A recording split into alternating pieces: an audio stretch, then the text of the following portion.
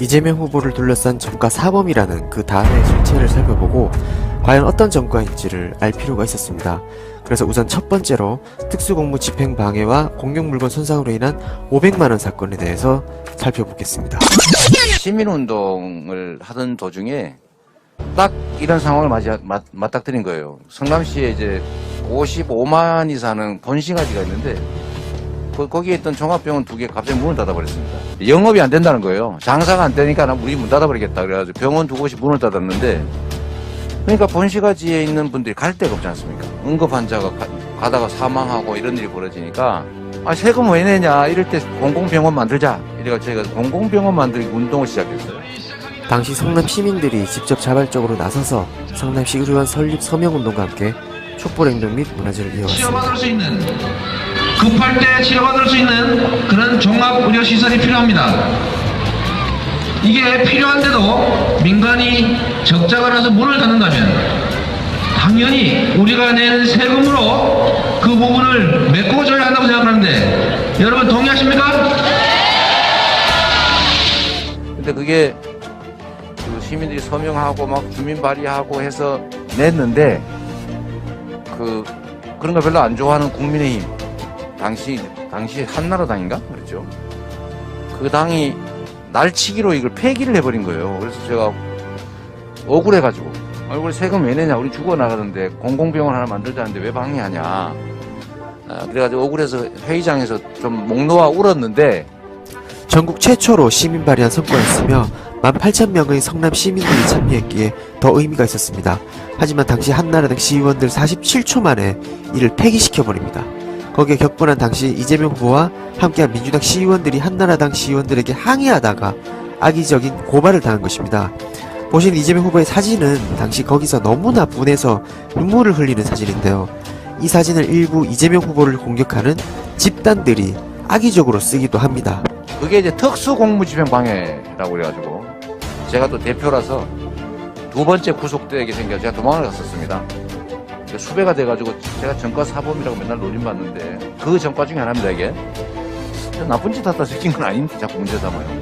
하여튼 제가 수배가 돼 있다가 안 되겠다 이거 병원 우리 손으로 만들자. 그래서 제가 시장 출마를 열심히 해서 결국 시장이 돼가지고 13년 만에 병원 지었습니다. 성남 시립의료원. 2010년 민선 5기 성남시장에 당선되어 치료받고 건강하게 사는 것은 시민들의, 국민들의 가장 기본적인 권리다. 시민들과의 약속을 지켰습니다. 다음 전과에 대해서 살펴보도록 하겠습니다. 바로 무고 및 공무원 자격 사칭, 벌금은 150만원에 대한 내용인데요. 이 전과를 살펴보기 전에 당시 성남시장이 누군지 살펴볼 필요가 있습니다. 당시 이재명 후보는 변호사였고요. 성남시민단체 민변으로 활동하며 비리 공직자들을 사회에 알리는 역할을 도맡아 했습니다. 당시 시장은 바로 민주당의 김병량 시장이었고요. 당시 분당 정자지구의 파크뷰 용도 변경 특혜 의혹에 대해서 이재명 당시 변호사가 문제 제기를 하면서 문제가 불거지게 된 것입니다. 자본금이 3억 원에 불과한 H개발이 어떻게 1,600억 원짜리 땅을 매입할 수 있었나? 한나라당은 여권 실세의 개입 가능성을 제기했습니다. 민주당은 오히려 한나라당 중진의원 보좌관 출신이 그 업체의 임원을 맡고 있다고 반박했습니다. 그럼 이 문제는 당시 여야 간 대립으로까지 번집니다.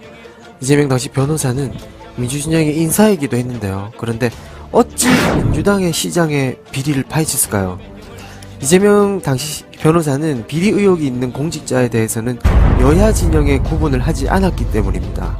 이처럼 이 사건을 파헤치는 과정에서 초정 60분의 PD가 인터뷰하는 과정에서 검사로 사칭했고 담당 PD는 인터뷰를 이재명 후보가 시켰다고 주장하며 본인은 보석으로 풀려나고 이재명 당시 변호사는 구속됩니다. 본 자료 화면이 바로 합법적 녹취록으로 봤던 이재명 변호사가 기자회견을 연 장면입니다. 당시 추정 60분의 PD가 이재명 변호사에게 김병랑 시장 검찰 수사관의 이름을 물어봤고 이를 말해줬다고 하더군요. 그것이 화근이 되었던 것 같습니다. 김병랑 시장은 처음에는 PD를 고발하고 나중에는 이재명 변호사까지 고발하게 됩니다.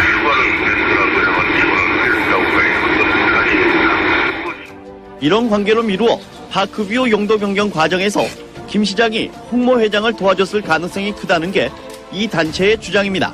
있습니다. 또한 김병량 시장은 이재명 당시 변호사에게 무고죄로 고발합니다. 결국 법정에서 억울함이 인정되어 지금의 150만 원을 된 것입니다. 김병량 시장은 친인척 비리와 토건 세력과의 유착으로 인해 결국 징역 1년형을 선고받습니다. 그 다음 예가 바로 이 음주운전 전과로 나타납니다. 당시 시기는 2004년 이재명 후보는 당시 집에서 인근 고원까지 차를 타고 가는 과정에서 음주 적발이 된 것으로 밝혀졌습니다. 물론 이 음주운전은 이재명 후보가 잘못을 인정하고 사과했습니다. 제가 한 15년 넘게 네네. 이전에 한 제 잘못인데 그거야 100% 잘못한 거죠. 변명의 여지가 없는 거라 제가 죄송하다고 말씀드리고. 그런데 왜 저녁에 술까지 한잔하고 자려고 했는데 급하게 차를 몰고 나갔을까요? 그 이유는 캠프 측의 글을 보면 자세히 알 수 있는데요. 김병남 시장 이후 이대엽 시장이 바로 등장합니다. 이 이대엽 시장의 농협 부정대출 사건을 취재하던 기자가 이대엽 시장에게 고발을 당하고 그 기자를 변론하는 과정에서 중요한 증거를 확보하기 위해 공원으로 급하게 갔던 것이죠. 이 일로 인해서 대출 부정 사건의 전모를 밝힐 수 있었다고 합니다. 이 이대엽 시장에 대해 살펴볼 필요가 있습니다. 당시 비리백화점이라 불릴 정도로 친인척과 토건 적폐 세력과 상당히 오랫동안 그리고 많은 유착관계를 지니고 있던 인물입니다. 게다가 검찰이 자택을 압수수색하는 과정에서 외화 돈 뭉치와 한 명의 수천만 원이나 하는 양주가 발견됐다고 하겠습니다. 그래서 이재명 후보가 시장이 된 후에 워낙 비리가 많다 보니 그들의 저항을 무릅쓰고 민간 합동으로 추진했던 게 아닐까요? 또한 이대엽 시장으로 인해서 성남의 빚이 8천억이 넘었는데요. 빚을 다 갚은 시장이 바로 이재명 당시 성남시장이었습니다. 음주라 잘못하긴 했지만 이 정도 성과면 이제 음주운전 안 하시면 되죠 마지막으로 선거법 위반을 들 수 있습니다. 벌금은 50만원이고요. 2010년 지방선거 때 지하철에서 명함을 돌렸던 것이 선거법 위반으로 걸린 것인데요. 특이한 것은 당시 한나라당 의원들도 똑같이 명함을 돌렸는데 아무런 조치가 없었다는 것이죠. 어쨌든 지금은 명함을 돌리는 선거운동이 합법이 되었습니다. 자, 지금까지 이재명 후보를 둘러싼 전과 사범의 실체를 살펴봤는데요. 전과 내용을 보면 부패로 가득했던 성남을 바꾸기 위해 노력하는 과정에서 생긴 상처로 여겨집니다. 특히 아무것도 없이 시민들 편에서 거대 기득권과 싸우면서 검찰과 국민의힘 그리고 언론까지 지금까지도 공격을 받고 있습니다. 만약 이재명 후보가 그들 편에 있었다면 이렇게 공격을 받을 수 있었을까요? 누구도 겁이 나서 하지 못했던 적폐 기득권 세력들을 상대로 싸웠기 때문에 그에 따른 보복성, 공작과 공격이 더 많을 수밖에 없었다는 점이죠. 그래서 이러한 가짜뉴스와 악의적인 소문들을 제대로 알릴 필요가 있다고 생각합니다. 적어도 이 후보는 기득권이 아닌 국민들 편에 있었던 분이니까요. 조심 백은종 그 투쟁의 기록 개벽이 출간되었습니다.